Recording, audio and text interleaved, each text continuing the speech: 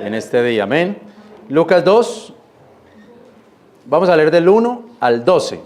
Dice así la palabra de Dios.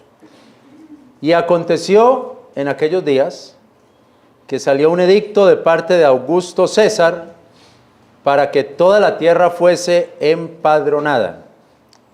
Este empadronamiento primero fue hecho siendo presidente de la Siria Cirenio. E iban todos para ser empadronados cada uno a su ciudad.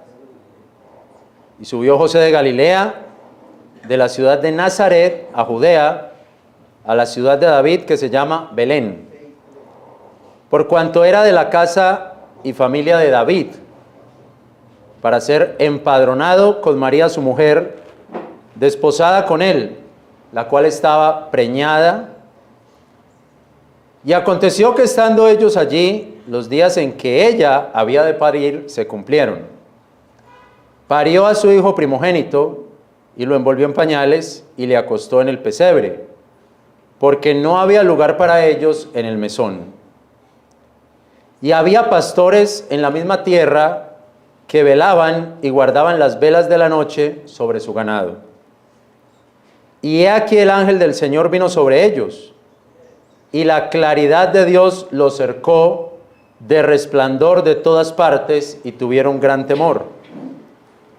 Mas el ángel les dijo: no temáis, porque he aquí os doy nuevas de gran gozo, que será a todo el pueblo, que os es nacido hoy Salvador, que es el Señor, el Cristo, en la ciudad de David.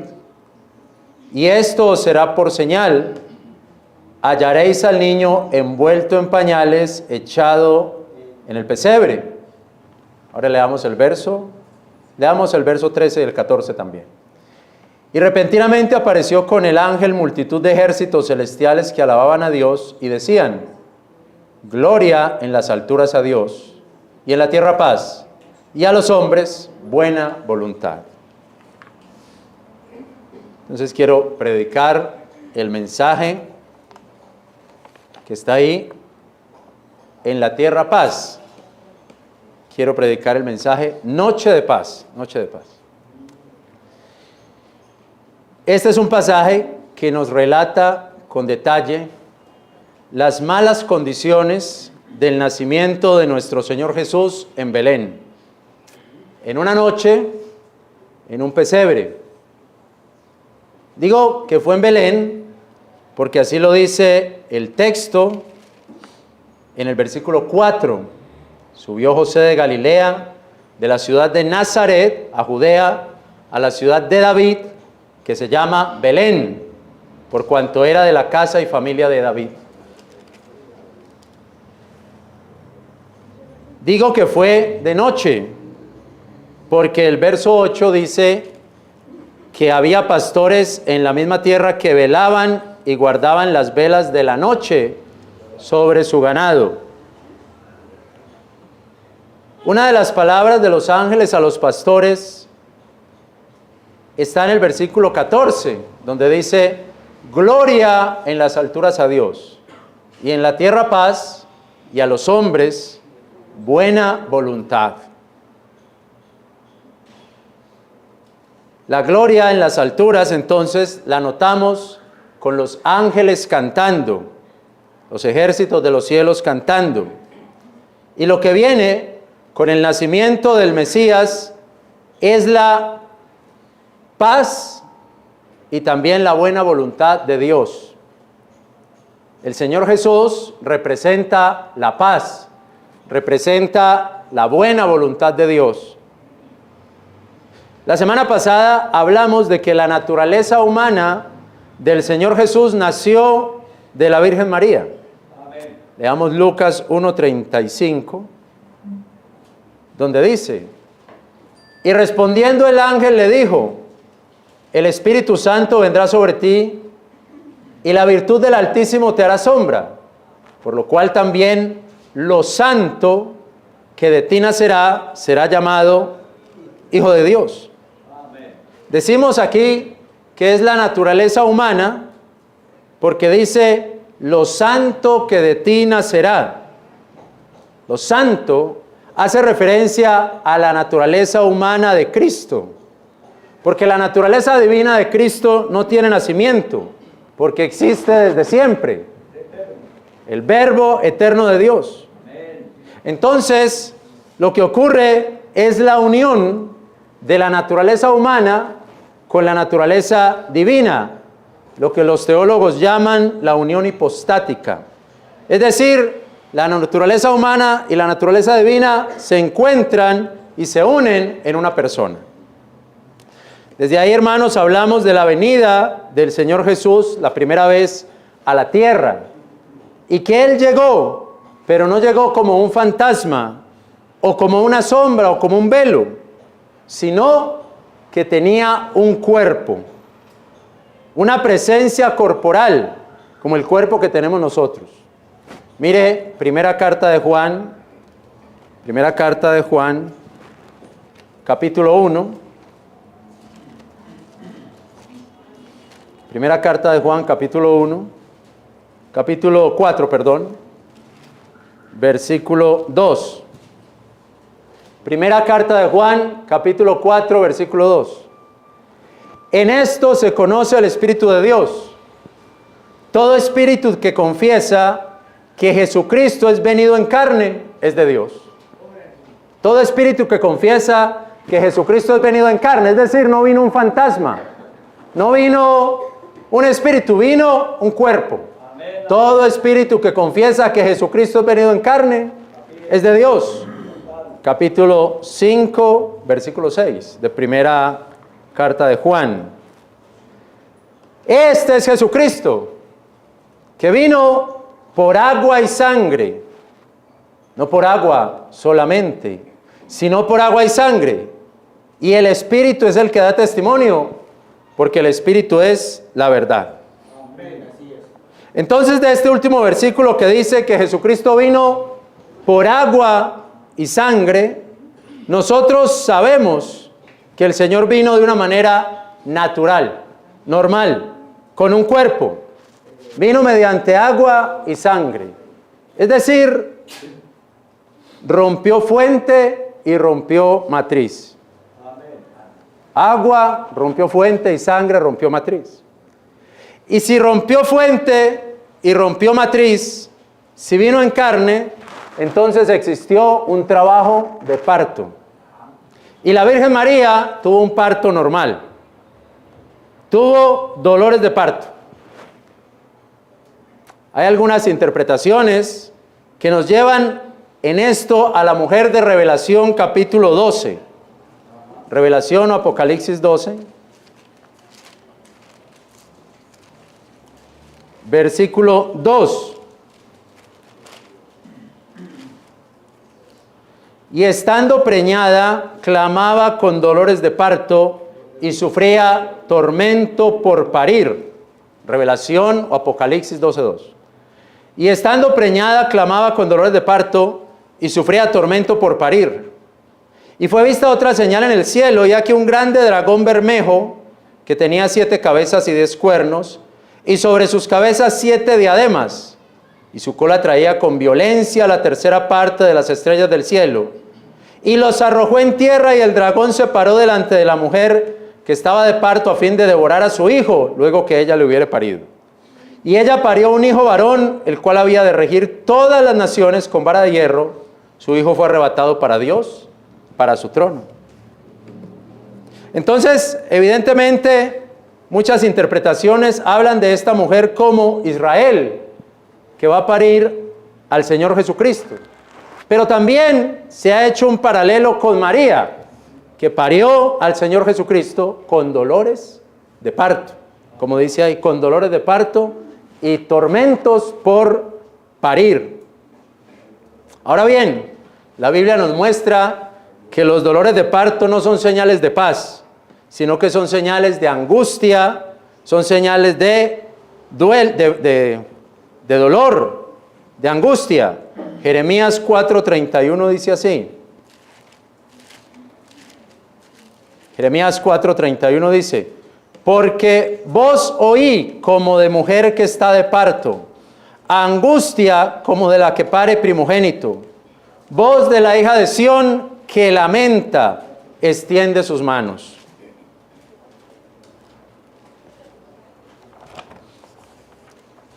Entonces, hermanos, no veo mucha paz en este momento para María.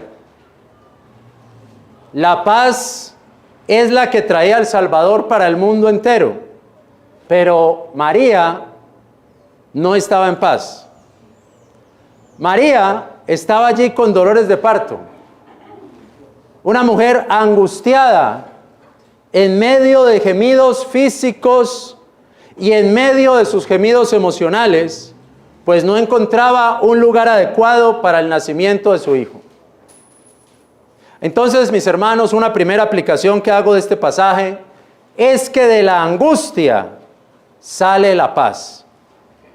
De la angustia sale la paz. En Juan capítulo 16 dice, la mujer cuando pare tiene dolor, porque es venida su hora. Mas después que ha parido un niño, ya no se acuerda de la pretura, por el gozo de que haya nacido un hombre en el mundo.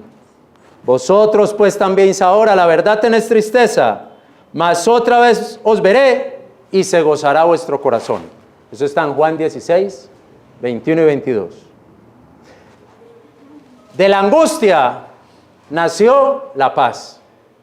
De la angustia de los dolores de parto de María, nació la paz para el mundo. Entonces, para María no fue una noche de paz, sino que fue una noche de angustia, de lamento, de dolor. Y es muy difícil para nosotros pensar o reflexionar que de la apretura, que del dolor vendrá el gozo. Y nosotros preferimos no pasar ningún dolor. La gente prefiere no trabajar, sino conseguir la plata de manera fácil. Se evitan el dolor de madrugar o de trasnochar y mejor buscar la plata, el dinero de otra forma. O la gente prefiere no estudiar, evitarse el asunto de madrugar a estudiar o trasnochar estudiando y mejor conseguirse la plata, el dinero de otra manera. Porque para nosotros es como si la angustia no pariera paz, pero la Biblia muestra eso. Preferimos no sacrificarnos construyendo algo o invirtiendo en algo porque nos parece mejor la estabilidad que tenemos ahora. La gente, por ejemplo, no quiere tener hijos ahora porque muchas veces dicen no desean sacrificarse o no desean el sacrificio de la crianza. Y si los tienen, muchas veces se lo entregan a los abuelos y a las abuelas para que ellos los críen en la casa de los abuelos. Las iglesias no quieren pasar sacrificios para después ver el fruto. Pero ¿qué muestra la Biblia? De la apretura es que llega la paz, es que llega el fruto. Del dolor es que sale el fruto. De la apretura del dolor vendrá el gozo. Decían algunos cristianos antiguos, la santidad, la piedad son fruto del sacrificio. La santidad, la piedad son fruto de la muerte para resucitar. Una persona que ora a Dios todos los días, una persona que lee la palabra de Dios todos los días, que tiene una relación constante con Dios, tendrá frutos de piedad. Se le notará en su vida, se le notará en la forma de hablar con los otros, se le notará en la forma de relacionarse con los demás. Pero necesita leer la palabra, orar diariamente, buscar de Dios constantemente para que ese fruto se vea. Amén. La santidad y la piedad son fruto del sacrificio. Casi uno podría decir que todo es fruto del sacrificio. Si quiere saber matemáticas, pues tiene que estudiar 5 horas diarias matemáticas. Si quiere saber mecánica, pues tiene que estudiar 3, 4, 5, 6, 7 horas diarias mecánica para aprender y trabajarle a eso con todo lo que pueda. Fruto del sacrificio. Si quiere tener una iglesia, pues tiene que salir a predicar, tiene que ir a alquilar un local, tiene que salir a buscar gente, tiene que estar orando todos los días, tiene que estar estudiando la palabra. Fruto del sacrificio. Una primera aplicación entonces es que hay que morir para vivir. Hay que sacrificarse para tener el fruto. Hay que pasar por los dolores del parto para recibir al bebé. Y aquí, hermanos, recuerdo un testimonio de un pastor de la denominación bautista que decidió salirse de la denominación y tener una iglesia independiente, una iglesia bautista independiente. Era un pastor muy famoso, muy reconocido, y cada mes tenía conferencias en diferentes iglesias. Cuando él dice, esta iglesia queda independiente y se sale de la denominación, lo empiezan a llamar, cancelada la conferencia, cancelada esta conferencia. Y lo llaman otra vez, cancelada la conferencia. Y todo el día él recibe llamadas, él decía, todo el día yo recibía llamadas, cancelada, cancelada. Y él iba cancelando todo. Se me acabaron las conferencias. Y al final recibe la llamada de otro pastor y le dice, estás muerto, ¿verdad? Sí. Bueno, para resucitar hay que morir. Para tener el fruto hay que morir. Hay que pasar por el sacrificio. Ese sería el lado de María. Ahora miremos el lado de José. Lucas 2. Lucas capítulo 2, versículo 4. Lucas 2, 4. Y subió José de Galilea, de la ciudad de Nazaret a Judea, a la ciudad de David, que se llama Belén, por cuanto era de la casa y familia de David, para ser empadronado con María su mujer, desposada con él, la cual estaba preñada. Y aconteció que estando ellos allí, los días en que había de parir se cumplieron. Y parió a su hijo primogénito y lo envolvió en pañales y le acostó en el pesebre porque no había lugar para ellos en el mesón. Entonces aquí debemos entender algunos conceptos. Primero, el empadronamiento. El empadronamiento indica que es un registro de padrón, en el padrón municipal. Es decir, una especie de censo para conocer quiénes vivían en la tierra y de qué tribu eran, cuántos son y demás preguntas requeridas. Era un censo. José tenía que ir al lugar de donde era originario para ese censo. Según nos indica la geografía, José tuvo que caminar entre 110 y 150 kilómetros. O sea, más o menos la distancia de Medellín a Sonsón o de Medellín a Puerto Berrío. De Nazaret a Belén. 110, 150 kilómetros. Ahorita hace uno eso en ¿qué? En 3 horas y media, en carro. Pero en ese tiempo era caminando y en burro. El cálculo más o menos es que se demoraban entre 4 y 7 días. Entre 4 y 7 días para ir allá a empadronarse. Y más con una mujer en embarazo, ya casi para parir.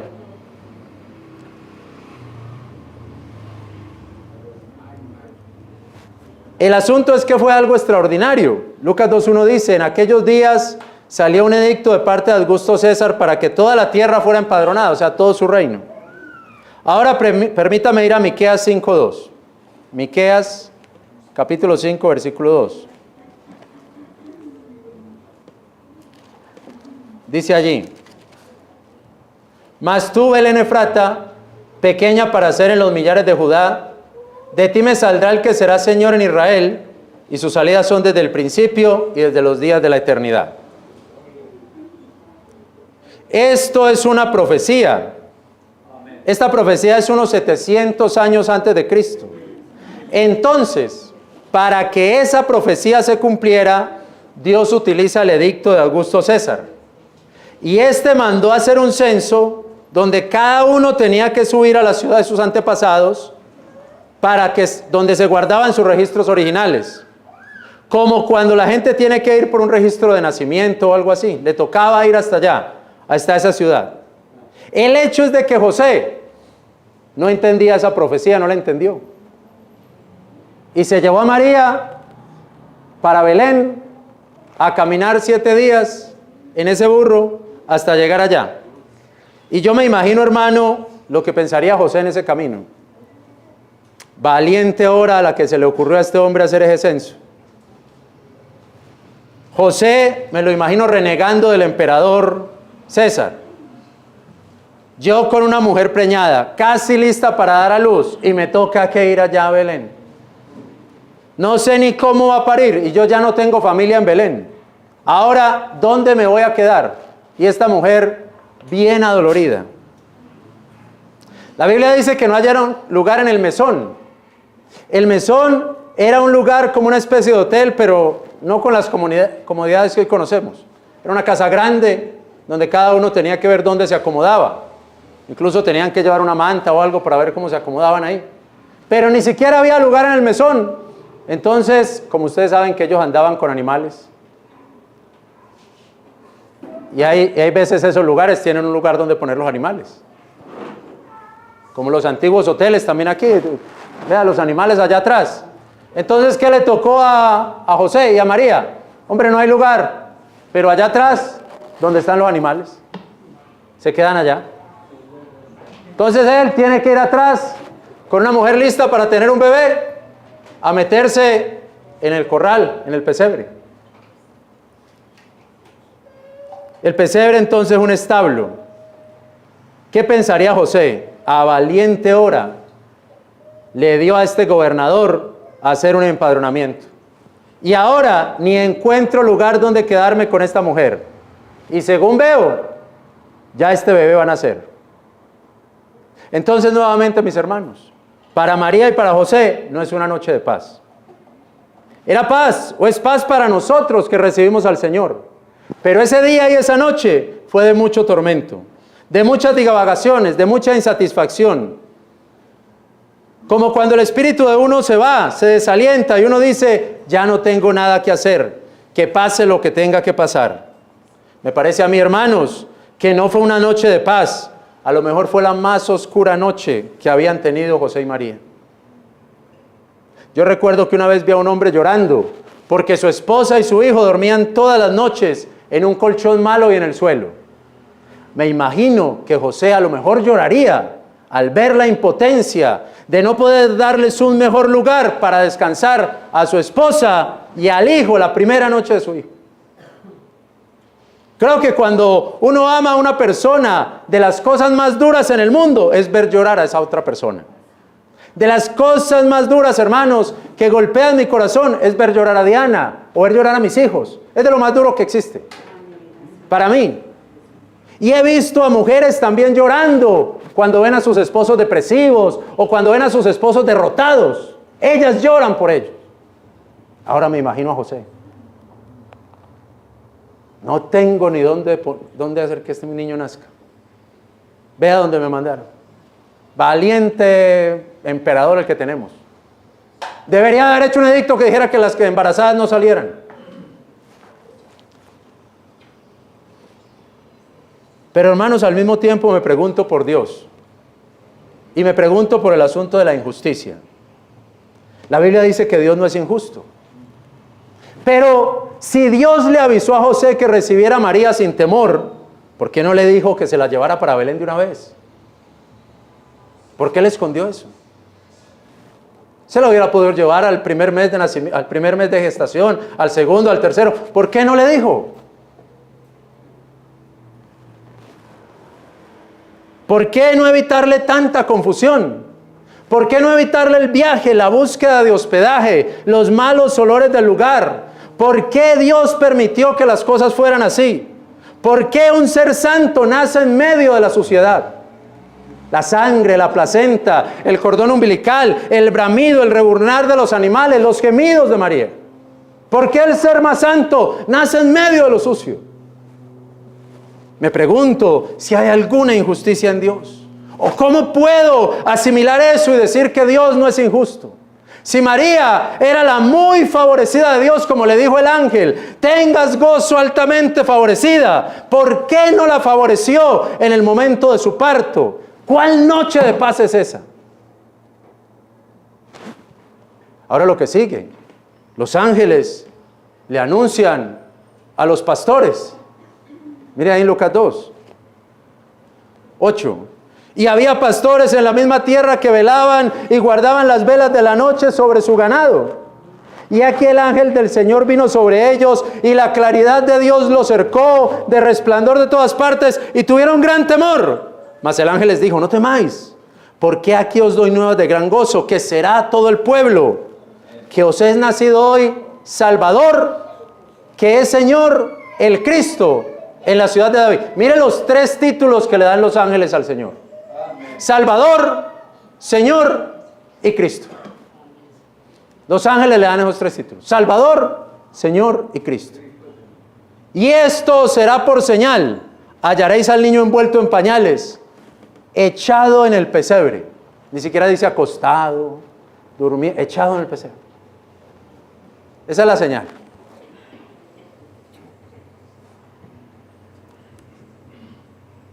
Vemos entonces a nuestro Señor, Salvador y Cristo en toda su humanidad, echado en el pesebre. En las alturas hay majestad, pero en la tierra hay humildad. Entonces me digo, es de la humildad que nace el fruto más glorioso. Es de lo sucio que nace la santidad. Es del silencio que nace la alabanza. Y es de la rendición que nace la exaltación. Es como si Dios lo viera todo al revés.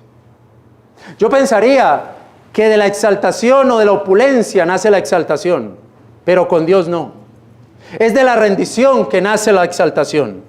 Yo pensaba que la plata trae plata o la riqueza trae riqueza, como le dicen a uno. La plata llama plata, pero con Dios no. Es de la humildad que viene la bendición.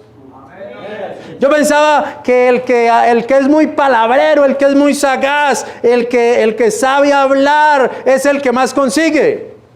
Pero con Dios no. Es de la prudencia, de la sabiduría, de la sabiduría de labios, donde está la prudencia. Hay veces del silencio. Suponía de manera ignorante que al juntarme yo con gente muy prestigiosa, eso me daría prestigio. Pero mi vida ha sido la de perder todo prestigio y aún así sentirme en las manos de Dios.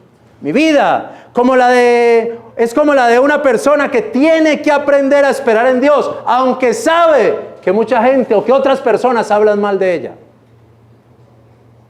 Porque no importa el prestigio, no tenemos ningún prestigio. No tenemos ningún prestigio. A veces me dicen en la universidad, ¿y mi prestigio de historiador? Yo le digo, yo no tengo ningún prestigio. La señal del Señor, Cristo y Salvador no es encontrarlo en un palacio. La señal no es encontrarlo en un castillo. La señal no es encontrarlo en la mejor cama, con las mejores almohadas. No, es encontrarlo en un pesebre.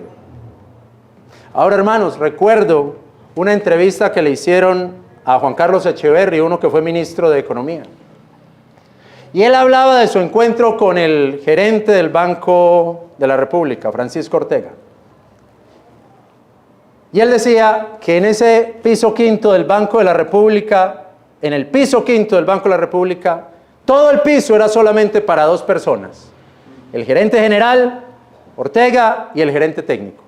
Todo un piso para que 2 personas trabajaran. Y dijo él, uno se bajaba del ascensor y eran mármoles verdes hermosísimos. Después caobas. Y salía uno y se encontraba con unas alfombras rojas, púrpuras, como de 5 centímetros. De manera que uno entraba a un corredor por esas alfombras y a medida que uno iba caminando, uno como que iba bajando de estatura.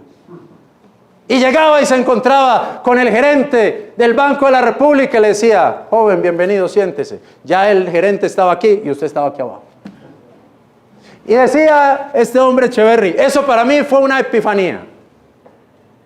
Todo lo contrario al encuentro de los pastores con el Señor. Todo lo contrario. Totalmente diferente. ¿Qué encontraron? ¿Cómo encontraron al Rey, Salvador, Señor y Cristo? Un bebé echado en un pesebre. Cuando los pastores llegaron, el niño no les pudo hablar. No los recibió con un gran tapete rojo, sino en tierra y polvo. Seguramente no había sillas, siéntese por ahí en el suelito donde pueda. Seguramente no había aire acondicionado, había solamente el frío de la noche. Y de seguro había mal olor de los animales o de lo que sacaran los animales. Pero esa era la señal de Dios. Los ángeles le dijeron, esta es la señal, lo van a encontrar así. Mira la señal de Dios, así lo van a encontrar. Los pastores tuvieron una teofanía cuando vieron al Señor Jesucristo. Esas otras personas tienen una epifanía, dicen ellos, cuando ven a un gran personaje. Pero nosotros ya sabemos cuál es el lado ganador. ¿Es por eso Dios injusto? No lo creo. Es Dios que tiene otra lógica. Es un Dios que nos prepara en otras lógicas, que sabe lo que podemos aguantar, que nos habla desde la humildad, que nos mira con los ojos de un recién nacido, que nos enseña a humillarnos aún frente a lo más bajo que existe. Yo le invito en este día a recibir al Señor Salvador y Cristo. No tiene que buscarlo en los grandes santuarios, porque Él está aquí con nosotros. No tiene que comprar una boleta de 8.261.000 pesos, platina occidental, para estar más cerca de Bad Bunny, porque es gratis. No tiene que tener el mejor vestido, porque incluso lo vieron unos pastores que tenían eso, trajes de pastor, en la oscuridad de la noche, y vino la paz al mundo. ¿Quiere usted esa paz? Acérquese por la fe a nuestro Señor Jesucristo y recíbale como Señor, Salvador y Cristo. Vamos a orar.